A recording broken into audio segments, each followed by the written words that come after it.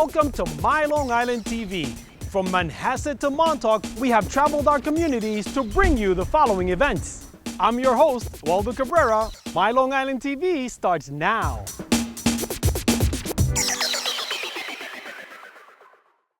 This is Gator.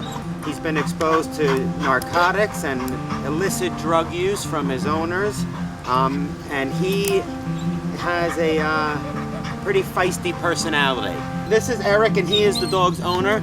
Eric, can you tell us a little bit about what happened when you got Gator? Yeah, I got Gator about 4.5, 5 years ago. I was out in the state of Washington in the Navy.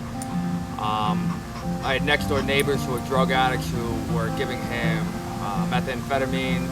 They were crushing up E-pills into his food, putting him in a cat carrier and beating him. If he went to the bathroom on the floor, they'd beat him. He has a terrible reputation right now in my neighborhood. And my neighbors would like to see him put down. Tries to get over a 6-foot-high fence, chasing squirrels, trying to find out who the dog is on the other side of the fence. I love the dog. Yeah. I feel like this is the best protection I could ever have in the house. We need Gator to be a responsible citizen so that he can live out a normal, healthy life with his family. So we're going to bring in Lori Miller from Animal Behavior Consultants, and we're going to see what we can do with Gator. A lot of his problem is that he's like a bull in a china shop. He doesn't have the boundaries and he doesn't know when to stop. So hopefully that's what we're going to teach him.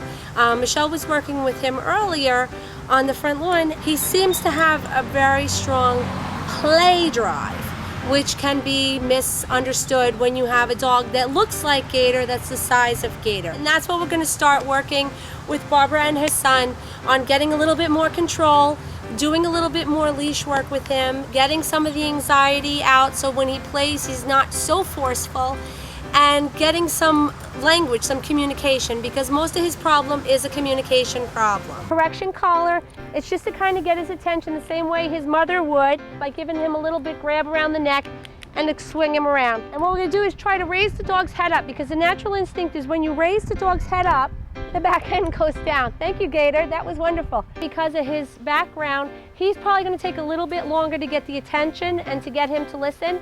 But in the few hours that we've been here, we've already got him comfortable on the lead where he's not pulling, and we have gotten him to do a few sits, and we've actually had him doing some heel work with Barbara and her son. If you can get the dog to sit 10 times in a row for 3 sessions, then you know he's pretty much got it. We can move on to the next behavior. Your first official session, is there a difference in handling him? Oh, absolutely. I could never walk him on a leash at all before today.